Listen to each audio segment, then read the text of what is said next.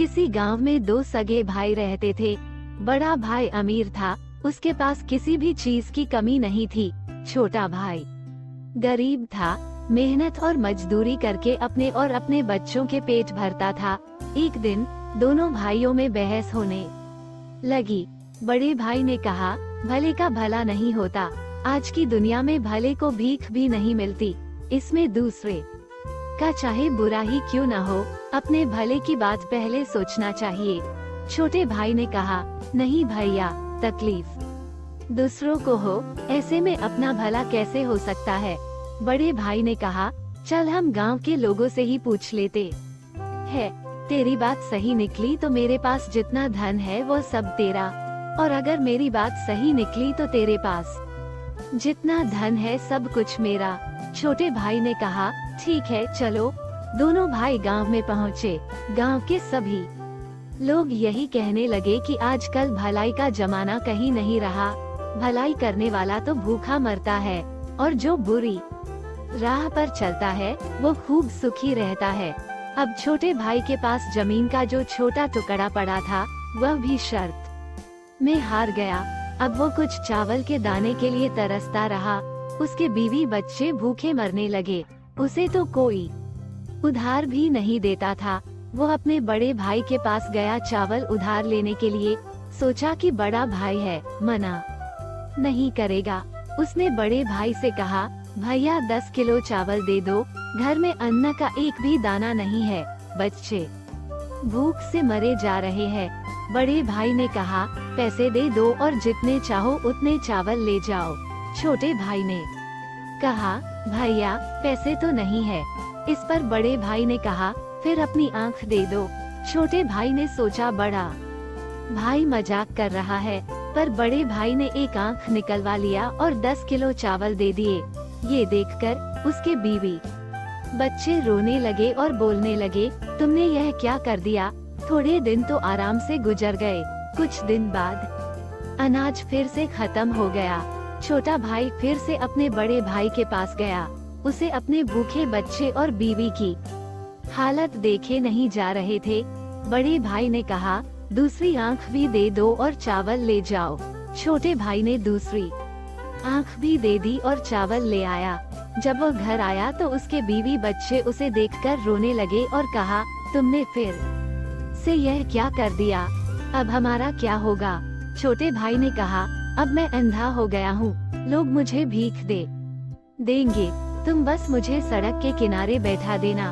दूसरे दिन से उसकी पत्नी उसे रोज रास्ते पर बैठा आती थी, जिससे उसका रोज का काम चलने लगा। एक दिन उसे बैठे बैठे बहुत देर हो गई। उसकी पत्नी उसे लेने के लिए नहीं आई। उसने बहुत देर तक अपनी पत्नी का इंतजार किया।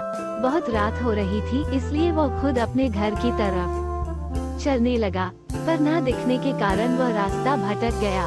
उसने सोचा, यही रात बिता लेता हूँ, कहीं आगे चलकर रास्ता न भटक जाऊं। फिर वो एक पेड़ के नीचे बैठ गया। उसी वक्त पेड़ से कुछ अजीब आवाज आने लगी। कुछ समय के बाद एक तूफान सा आया। असल में वो 4 भूत थे। चारों भूतों में से एक उनका सरदार था। भूत बहुत खुराफाती थे। सभी 1 महीने भर लोगों को सताते थे, और महीने के अंतिम दिन सभी इस पेड़ पर आकर सरदार के साथ चर्चा करते। तो आज महीने का अंतिम दिन था और चारों भूत उसी पेड़ पर जमा हुए हैं। भूतों के सरदार ने पूछा, एक करके बताओ तुम लोगों ने क्या क्या किया। पहला भूत बोला, एक गांव में 2 भाई थे, भले और बुरे का तर्क हुआ। दोनों ने शर्त रखा, छोटा भाई हार गया, मैंने उसे अंधा बनवा दिया। सरदार बोला, बहुत खूब, अब अंधा ही बना रहेगा। वो क्या जाने कि इस पेड़ की तली की ओस लगाने से उसकी आंखें ठीक हो सकती है। दूसरा भूत बोला, मैंने रामनगर जिले के सारे नदी, नाले, झरने, तालाब और कुएं सब कुछ सूखा दिया है।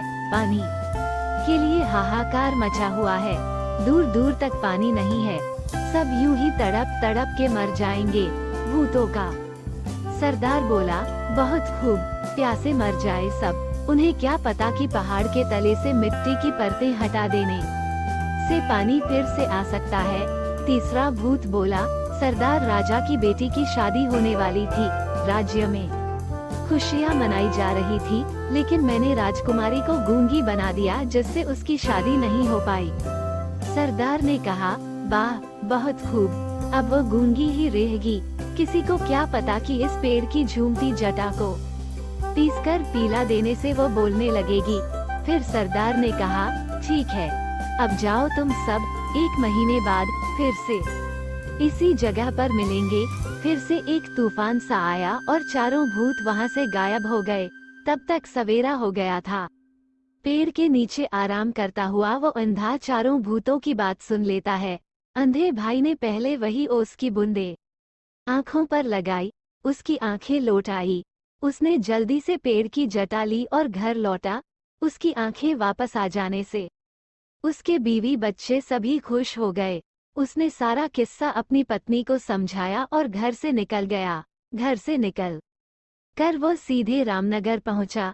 वहां की हालत देखकर उसे रोना आ गया। वहां की जमीन सूखकर फट रही थी, कहीं पर भी एक बूंद पानी नहीं था। उसने पहाड़ के नीचे से मिट्टी की परतें निकली कि तभी कुएं, तालाब और झील में पानी भर गया।